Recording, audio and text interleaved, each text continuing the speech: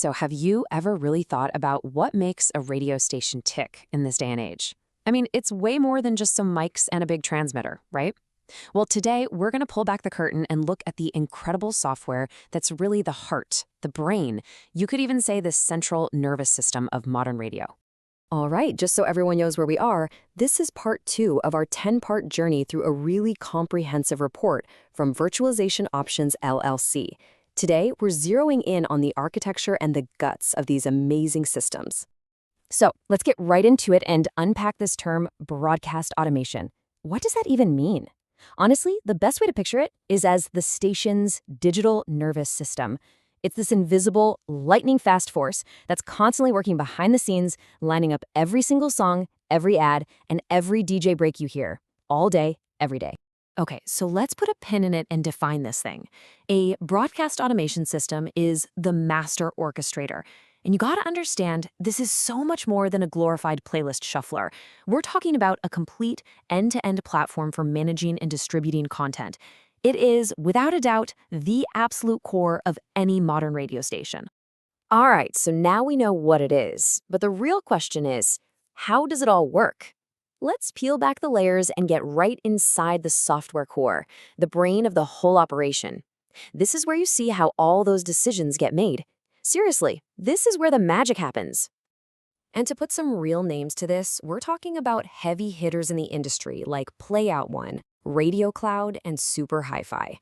Now, don't think of these as just pieces of software. No way. They are complete, all-in-one ecosystems that let you manage literally every single thing a station puts on the air. So what can these things actually do? Well, the better question is, what can't they do? I mean, you've got multi-track playout, which means it can flawlessly blend a song, a jingle, and a voiceover all at the same time. The scheduling engines, they can build out the entire broadcast day automatically. And voice tracking, that lets a DJ record their show from a laptop on the beach if they want. Plus, it's managing the online stream and spitting out all the data you need to see what's really connecting with your audience. You know, I love this image because it shows such a great contrast. You see this big physical mixing console, all the faders and knobs. It looks like what we all think of as radio, right? But the secret, the real power, isn't in the hardware anymore. It's in that powerful, invisible software brain that's running behind the scenes, orchestrating every single second of the broadcast. So what's the journey of a piece of audio, from a file on a computer to your ears? It's basically a 4-step workflow.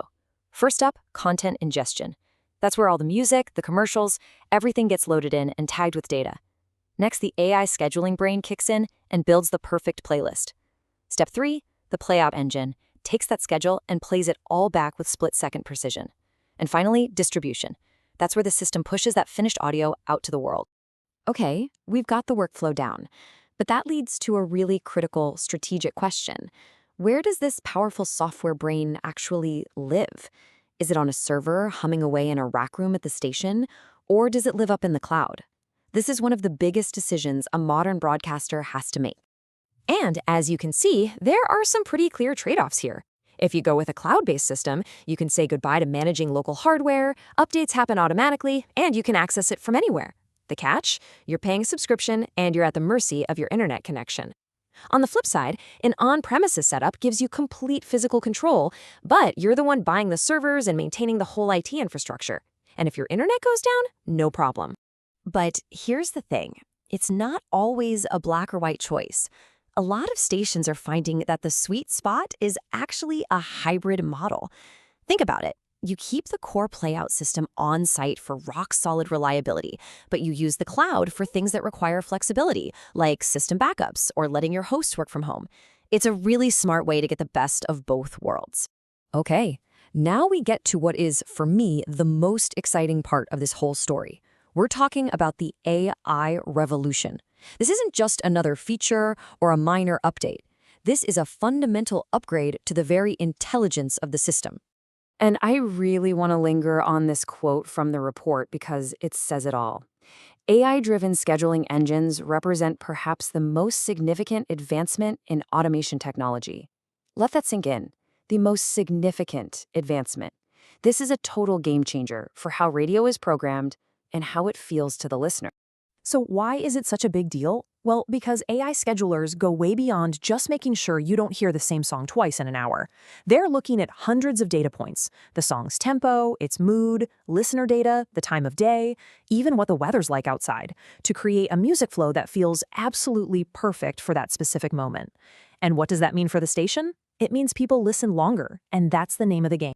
And this AI revolution isn't just about the music. It's also about the voice you hear. For decades, we've had voice tracking, where a DJ pre-records their breaks and the system just drops them in. It works, but it's not very dynamic. Now, we have AI announcers.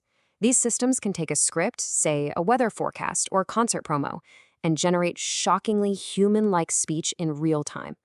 This opens the door to having a unique personality on the air 24/7 without being limited by a human schedule. All right, so the system has done all this amazing work. It's created a perfect hour of radio. But the job's not over, not by a long shot.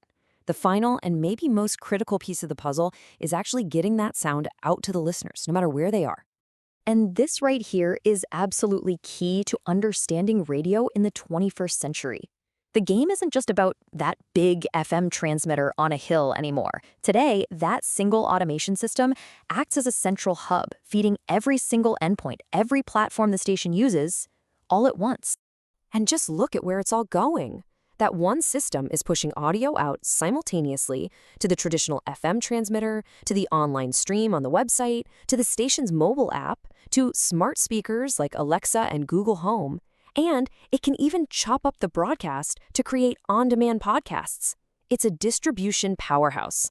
So what's the big win here for the station? It's all about control and consistency. From one single dashboard, a program director can make sure the station's brand and sound are perfectly consistent, whether you're listening on an old-school radio in your car, on your phone at the gym, or asking your smart speaker to play it in the kitchen.